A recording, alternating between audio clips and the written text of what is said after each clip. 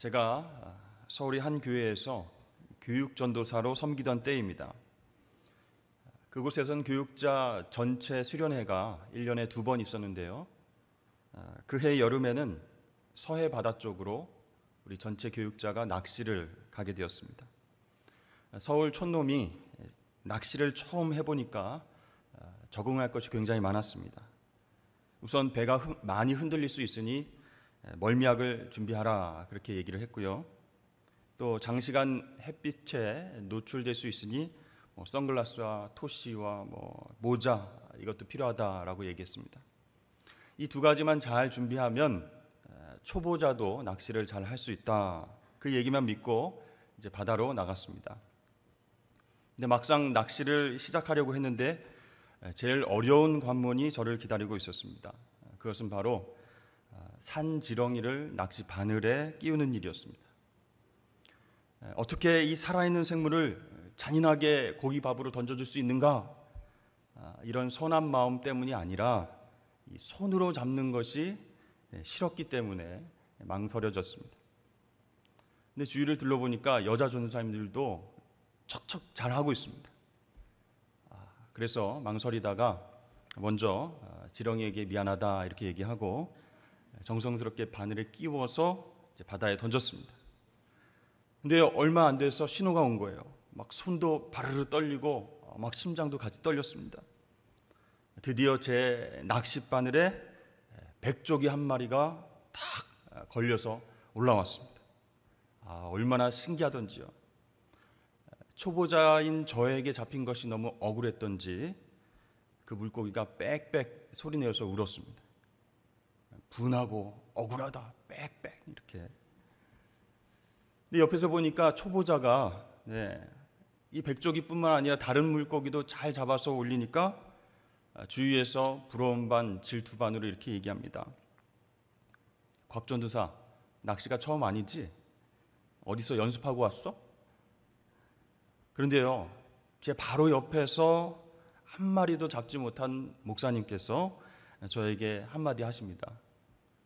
이봐, 전도사는 사람 낚는 일을 잘해야지 고기 잘 낚아서 뭐 하겠어? 약간 눈치가 보이긴 했지만 어떡합니까? 물고기가 계속 저한테 오는데요. 그렇게 저의 첫 번째 낚시는 성공적으로 마무리가 되었습니다. 여러분, 예수님께서 이 땅에 오셔서 30세 되던 해부터 공생애를 시작하셨습니다. 예수님께서 공생애 첫 번째로 선포하신 말씀과 사역을 살펴보면 그분이 무엇을 위해서 이 땅에 오셨는지를 우리가 알 수가 있습니다. 오늘 본문에 보니까 예수님은 두 가지 일을 하셨습니다. 복음을 전하는 일과 또 복음 전하는 일꾼을 만드는 일, 이 두 가지를 하셨다라고 나와 있습니다. 첫째로 복음 전하는 일입니다. 본문의 14절은 이렇게 시작하고 있습니다. 요한이 잡힌 후 이렇게 시작하죠. 예수님의 오심을 준비했던 세례 요한이 잡혀서 더 이상 활동하지 못하게 되었습니다. 그 사역이 끝나고 이제 예수님께서 등장하셨습니다. 구약의 시대가 지나가고 신약 시대, 즉 예수님의 시대가 밝았습니다. 드디어 예수님께서 말씀하셨습니다. 때가 찼다. 여기서 때는요, 카이로스라고 하는 헬라어가 쓰였습니다. 이 단어는 그냥 흘러가는 시간 그런 뜻이 아니라 아주 결정적인 시간, 그것을 뜻하는 단어입니다. 하나님께서 당신의 뜻을 이루시기 위해서 역사 속에서 간섭하신 그 결정적인 시간, 그것을 말할 때 쓰이는 단어가 카이로스, 때라고 하는 단어입니다. 예수님께서 이제 사역하시는, 일하시는 그 때가 찼다 이렇게 선포하십니다. 그러면 주님께서 무엇을 하기 위해서 오셨습니까? 요한이 잡힌 후 예수께서 갈릴리에 오셔서 하나님의 복음을 전파하여 무엇을 하셨다고요? 하나님의 복음을 전파하셨다. 바로 그 일을 위해서 예수님께서 오신 것입니다. 이 복음이라고 하는 단어, 유앙겔리온이라고 하는 단어는요, 1세기 당시에 생소한 단어가 아니었습니다. 로마 황제 가이사, 즉 시저는 자기가 통치하는 속국들의 전령을 보냈습니다. 그 전령이 가져오는 메시지를 유앙겔리온, 복음 이렇게 말했습니다. 사람들은 처음에는 흥분과 기대에 가득 차서 로마 황제의 메시지에 귀를 기울였습니다. 그러나 좋은 말로 포장되었지만 그 내용은 대부분 식민지 사람들을 실망시키는 그런 내용들도 차여 있었습니다. 그러니까 세금이 올라간다든지 부역을 어디에서 어떻게 해야 된다든지 그런 소식이었기 때문에 기쁘기는커녕 슬프고 화가 나는 그런 소식이었습니다. 그래서 당시 사람들은요, 이 복음이라고 하는 말에 별 기대를 갖고 있지 않았습니다. 근데 오늘 마가는요, 예수님께서 전하신 이 메시지는 로마 황제 가이사의 것과는 다르다라는 것을 보여주고 있습니다. 14절 말씀에 그냥 복음이 아니라 뭐라고 표현했죠? 하나님의 복음, 온 우주 만물을 창조하신 그 하나님의 복음을 예수님께서 선포하신다, 이렇게 강조하고 있습니다. 그 복음의 내용이 무엇입니까? 15절 말씀에 보니까 때가 찼고 하나님의 나라가 가까이 왔다, 이게 기쁜 소식의 내용이라는 거예요. 그 당시 세계는 로마의 통치 아래에 있었습니다. 가이사 황제가 지배하는 가이사의 나라, 황제의 나라였어요. 그런데 이와는 대조적으로 하나님의 나라, 하나님의 복음이 선포되었습니다. 바로 가이사가 통치하는 것이 아니라 하나님께서 통치하고 지배하신 나라가 가까이 왔다라고 하십니다. 팍스 로마나, 로마가 지배하는 모든 세계에 평화가 임할 것이다 라고 하는 그런 말입니다. 그런 메시지에도 불구하고 실제로 사람들은 로마의 지배 아래에서 불안과 고통 속에 살고 있었습니다. 그러나 하나님께서 통치하시는 하나님의 나라가 가까웠기 때문에 기뻐하라, 그런 메시지를 주고 있습니다. 그렇습니다. 이제 하나님 나라의 왕이신 예수 그리스도가 통치하시게 될 것입니다. 그분이 통치하시는 곳이 바로 하나님의 나라가 되는 줄로 믿습니다. 왜냐하면 예수님께서 통치하시는 곳에 진정한 평화가 임하기 때문입니다. 그런데요, 이 복음의 선포에도 불구하고 아직도 많은 사람들이 그 기쁜 소식을, 하나님의 통치를 경험하지 못합니다. 그 이유는 무엇일까요? 바로 그것은 회개하지 않기 때문입니다. 회개를 거부하고 자신의 욕심과 욕망대로 살아가기 때문이에요. 여러분, 하나님의 통치를, 예수 그리스도의 통치를 받으려면 이전에 죄와 욕망의 통치를 받으면서 살아왔던 것을 회개해야 됩니다. 방향을 돌이켜야 됩니다. 그러나 사람들은 계속해서 죄 가운데 살기를 원합니다. 이 죄에는 중독성 있는 쾌락이 있기 때문에 한 번 맛보면 자신의 힘으로 헤어나오기가 어려운 그런 힘이 있기 때문입니다. 성경은 죄의 삭은 사망이다 분명히 말씀합니다. 죄의 대가는 사망, 파멸입니다. 하나님의 진노를 피할 수 있는 사람이 아무도 없어요. 그런 의미에서 예수님께서 이 세상에 하나님 나라를 가지고 오셨다라는 것은 복음, 기쁜 소식이 된다는 것입니다. 여러분, 죄로 인해서 어두워진 세상이 계속해서 들어야 할 메시지가 있습니다. 그것은 바로 죄의 삭은 사망이다, 회개하라, 하나님의 나라가 가까이 왔다, 그것을 들어야 합니다. 예수 그리스도를 왕으로 영접하고 그분의 통치를 받을 때에 우리는 진정한 평화를 누리게 됩니다. 예수님께서 우리를 다스리시고 통치하시면 우리의 죄와 연약함이 십자가 사랑으로 용서되기 때문입니다. 자, 이렇게 주님께서 공생애를 시작하시면서 첫 번째 하신 일은 복음을 전하신 일, 두 번째 예수님께서 하신 일은 복음을 전할 사람을 만드는 일이었습니다.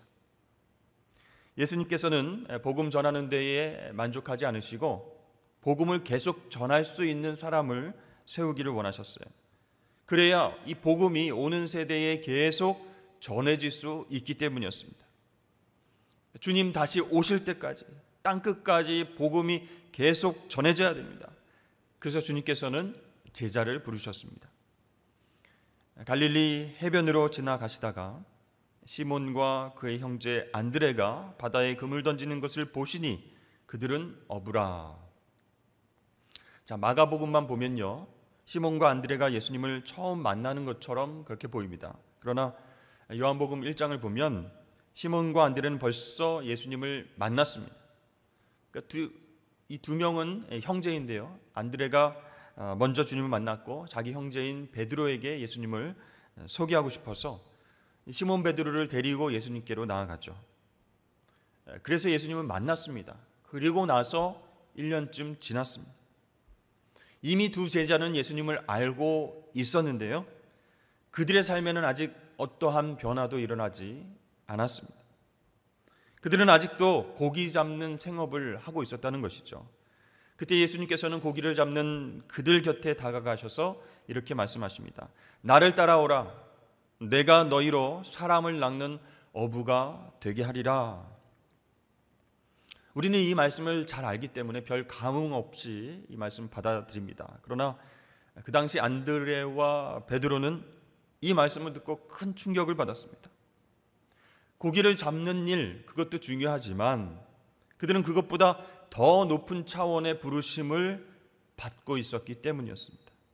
하나님을 모르고 살아가 죽어가는 그 영혼들에게 복음을 전하고 하나님의 사람으로 변화시키는 일, 즉 세상을 변화시키는 일에 자신들을 사용하실 것이라는 그 주님의 말씀에 압도당하는 거예요. 그런데요, 오늘 주님의 부르심을 원어로 살펴보면 이 사람을 낚는 어부라고 번역된 문장이 알리에이스 안트로폰 이렇게 나와 있는데, 사람들의 어부들 이렇게 쓰여 있는 것을 우리가 발견하게 됩니다. 그래서 우리는요, 사람을 낚는 어부가 되게 하리라는 주님의 말씀을 종종 오해합니다. 사람을 데려오는, 사람을 전도해서 끌고 오는 그런 방법을, 스킬을 알려주겠다, 그런 뜻으로 종종 오해할 수 있다는 거예요. 여러분, 사람을 낚는 어부가 되면 이 사람이 어부의 소유가 됩니다. 그러나 사람들의 어부가 되면 어부가 사람의 소유가 된다는 거예요. 조금 틀리죠? 물론 이 말씀을 제자들을 부르셔서 복음 전하는 도구로 쓰시겠다 이렇게 쉽게 이해하면 되지만, 자칫 이 말씀을 전도하는 방법과 기술을 가르쳐서 그 사람을 소유하도록 해주겠다, 그런 뜻으로 잘못 받아들일 수 있기 때문에 우리는 여기서 한번 짚고 넘어가야 된다는 것이죠. 여러분, 예수님께서 제자들을 부르신 것은 사람을 낚는 행위, 기술, 그것을 가르치시려고 한 것이 아니라는 거예요. 사람들의 어부가 되게 하셔서 죽어가는 영혼들을 구하는 자로 세우시기 위해서 그렇게 부르셨다. 즉 제자로 하여금 또 다른 제자를 삼으시겠다, 그런 뜻입니다. 그러니까 이 예수님의 부르심은요, 어떤 행위가 아닌 존재라는 거예요. 정체성으로서의 부르심이다라는 것을 우리가 알 수 있습니다. 자, 예수님은 하늘의 표적을 보여달라고 하는 종교 지도자들에게 나는 요나의 표적밖에 보여줄 것이 없다, 이렇게 말씀하신 적이 있죠. 이 요나 이야기는요, 스올, 즉 지옥과 구원, 그리고 유대인과 이방인의 구원, 또 예수님의 죽으심과 부활 등등 여러 가지를 은유로 나타내 보여주는 그런 이야기라고 할 수 있습니다. 자, 요나는 하나님의 명령을 불순종해서 니느웨가 아닌 다시스로 떠나가게 되죠. 도망갑니다. 이 요나의 불순종은요, 선민 의식에 찌든 이스라엘의 모습을 반영하고 있습니다. 그러니까 나는 하나님께 택함받지 않은 이방인들을 위해서는 일하지 않겠다, 사역하지 않겠다, 그런 마음으로 방향을 튼 거예요. 불순종한 것입니다. 그 교만함이 불순종으로 나타났습니다. 그렇게 요나는 스스로를 심판자로 생각하면서 구원이 바로 하나님께 속해 있음을 부정했던 것이죠. 여러분, 이 시대에 요나들이 얼마나 많이 있습니까? 선민의식, 나는 하나님께 구원받았고 택함을 받았다. 그러나 저 사람은 아니다. 전도할 필요가 없다. 전도해봤자 소용없다. 이런 교만함과 영적인 폭력과 죄성으로 얼룩진 영혼들, 그들은 결국 깊은 바닷속에 빠져서 수올의 뱃속, 물고기 안에 갇혀 있게 된다는 것입니다. 자, 예수님께서 이 땅에 오셔서 구원 계획을 밝히셨는데요. 그것은 제자들과 함께 하는 계획이었습니다. 이 제자들로 하여금 사람들을 집어삼킨 물고기채 낚아서 그 사람들도 어부의 삶을 살도록 만드는 그런 계획이었습니다. 따라서 이 사람들의 어부로 만드시겠다라고 하는 주님의 말씀은 고기 잡는 기술과 방법이 아닌 정체성에 관한 것이다 라는 것을 우리에게 보여주죠. 여러분, 큰 물고기에 갇힌 요나가 3일 후에 구원을 받았습니다. 유대인인 요나가 먼저 구원을 받았죠. 그리고 그 요나를 통해서 이방인인 니느웨 사람들이 구원을 받게 됩니다. 자, 하나님께서 이 요나를 사람들의 어부로 사용하셨듯이 이제 예수님도 제자들을 사람들의 어부로 사용하시기 위해서 부르신 것입니다. 마가는 제자들이 주님의 부르심을 받는 장면을 굉장히 인상적으로 표현하고 있습니다. 곧 그물을 버려두고 따르니라. 곧 부르시니 그 아버지 세베대를 품꾼들과 함께 배에 버려두고 예수를 따라가니라. 곧 즉시로 따라갔다. 그렇게 표현하고 있죠. 제자들이 선생님 딱 일주일만 시간을 주시면 좀 생각해보고 따라갈지 그냥 여기 있을지 결정하도록 하겠습니다. 이렇게 말하지 않았죠? 여러분, 곧 즉시로 순종했다라는 것은요, 예수님의 권위 있는 부르심, 그 권위 있는 말씀에 계산하고 손해를 따져보지 않고 순종했다, 그런 뜻입니다. 그러니까 이것저것 따지지 않고 계산하지 않는 사람, 단순하지만 열정이 있는 사람, 무엇인가 보람되고 소중한 일을 위해서 헌신하고 싶어하는 사람, 이런 사람임을 주님께서 눈여겨보셨고 제자로 부르셨다라는 것입니다. 그렇다면 왜 예수님께서는 특별히 어부 출신들을 제자로 부르셨을까? 어부를 좋아하신 이유가 있으셨을까요? 요나 이야기에 나오는 물고기 때문에 그러셨을까요? 여러분, 어부들은요, 밤새 인내하면서 물고기를 기다릴 줄 아는 사람이었습니다. 또 이때다 싶으면 조금도 주저하지 않고 그물을 당길 수 있는 결단력 있는 사람이었기 때문이었습니다. 그래서 예수님은 그들을 보시고 관찰하시고 어부 출신의 제자들을 부르셨다라는 것이죠. 사랑하는 성도 여러분, 여러분은 예수님의 제자이십니까? 제자 훈련을 다 마치셔서 제자가 되셨습니까? 아니면 여러 봉사에서 봉사를 많이 하고 쓰임을 받으니까 나는 주님의 제자다 이렇게 생각을 하고 계십니까? 여러분들이 내가 예수님의 제자라 이렇게 말씀을 하신다면 사람들을 섬기고 그 사람을 변화시키는 데에 영향력을 끼칠 수 있어야 된다는 것이죠. 여러분들의 말과 행동이 깊은 죽음의 바다에서 물고기 속에 갇혀있는 그 영혼들이 자유를 얻을 수 있게끔 영향력을 행사할 수 있어야 된다는 거예요.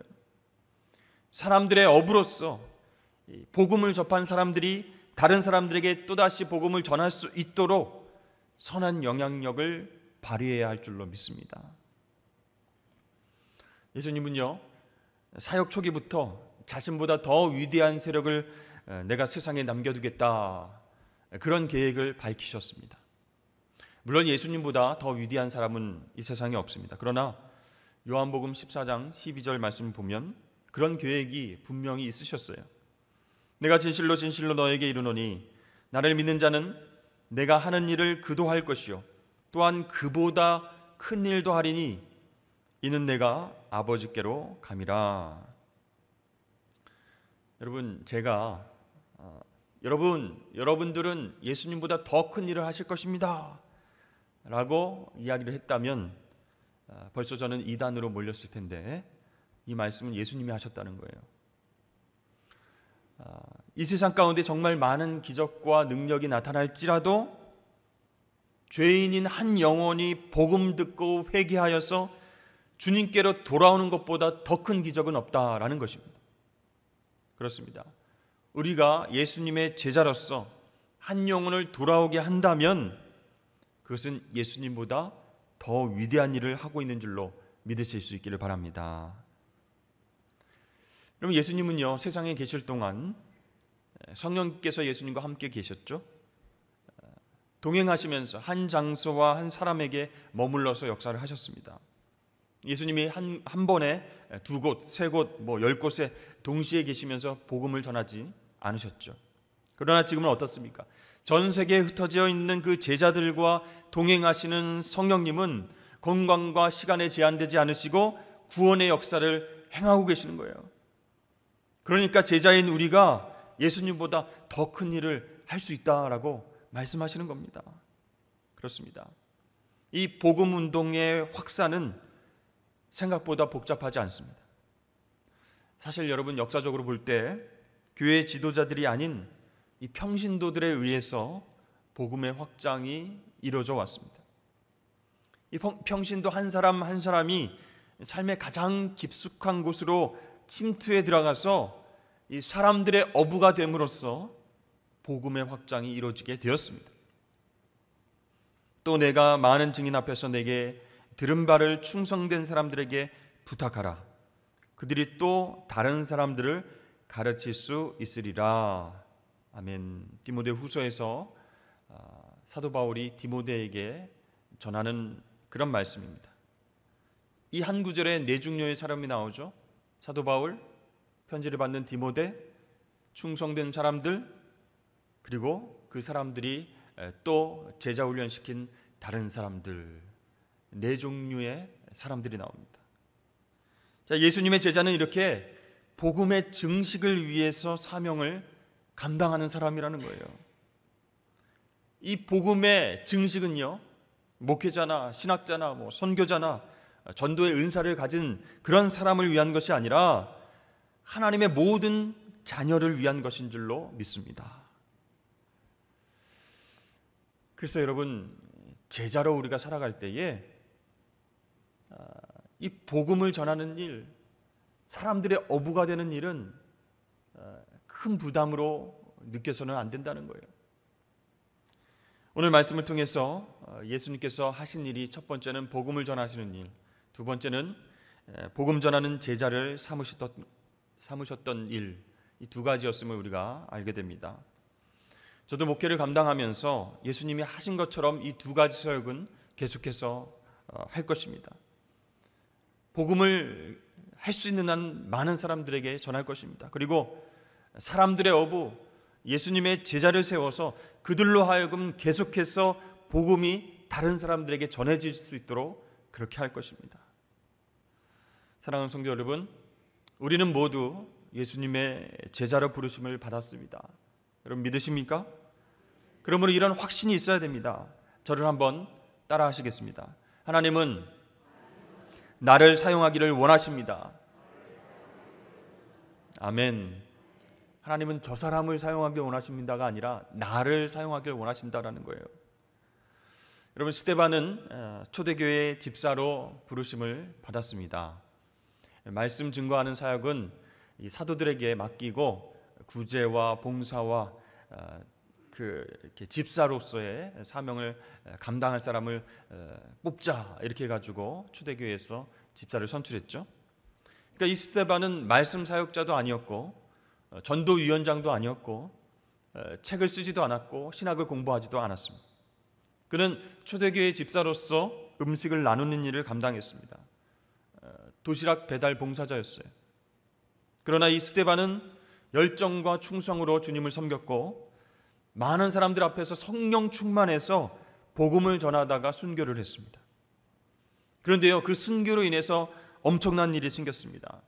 이 복음이 예루살렘 안에 갇힌 것이 아니라 유대와 사마리아와 땅끝까지 퍼져나가게 된 계기가 되었습니다. 한 평신도의 섬김과 증언이 소요를 일으켰고, 그것이 계기가 되어서 복음이 사방으로 퍼지게 되었다라는 것이죠.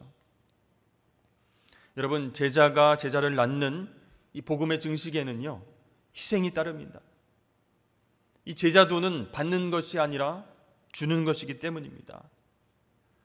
디트리히트 본회퍼는 나를 따르라 라는 그리스도의 명령은 와서 죽으라 라는 명령과 같다, 이런 말을 했습니다.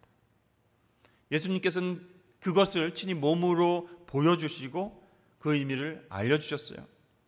내가 진실로 진실로 너에게 이르노니 한 알의 밀이 땅에 떨어져 죽지 아니하면 한 알 그대로 있고 죽으면 많은 열매를 맺느니라 말씀하셨습니다.